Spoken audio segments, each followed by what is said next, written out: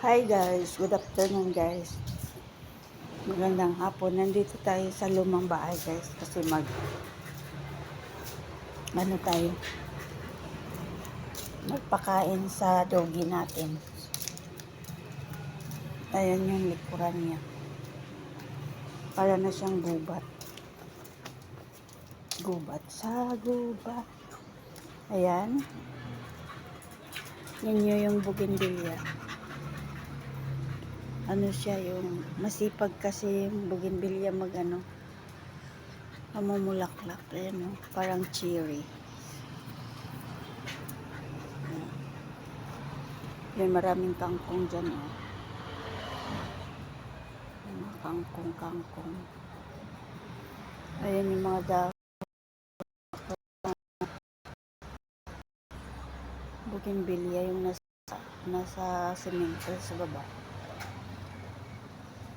Ayan. Ito makalat pa oh. Ito itatapon na to siya. Ayan yung doggy oh. Ayan na. Tatakbo na siya. Ayun, may kamyas na naman kami.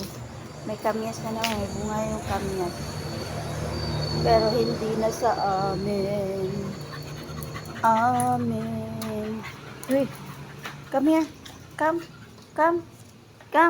Trick. Come. Trick. Come. Mag-drink water ha. Drink water. Guys, yan malapit kalsada. Paglabas, kalsada na. Okay guys, thank you for watching. See you later. Sa hindi pa nakasubscribe sa aking channel guys, mag-subscribe na guys. At pindutin nyo yung button na sa comment sections guys. At piliin nyo yung all para updated kayo sa susunod kong video guys.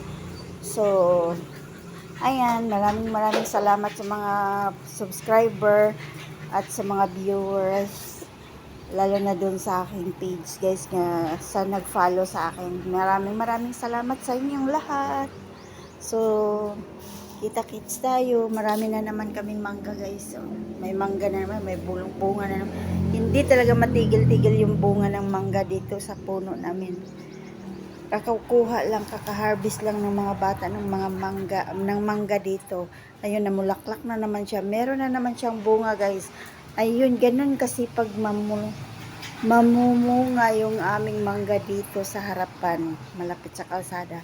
Para siyang yung yung sa likuran, para siyang bougainvillea na white. Masipag siya, mamumulaklak. Ganon din yung mangga namin. Ayun, may bunga na siya, may palaki na, may bulaklak pa siya, may haharbisin pang malapit na hinog na siya, may sumunod pa siya. Ganon kasipag yung mangga namin. So, pag malaki na naman yung mga bunga na yan, marami na namang mag-aakyatan dyan. So, harvest time. So, bye-bye guys. Thank you for watching. See ya!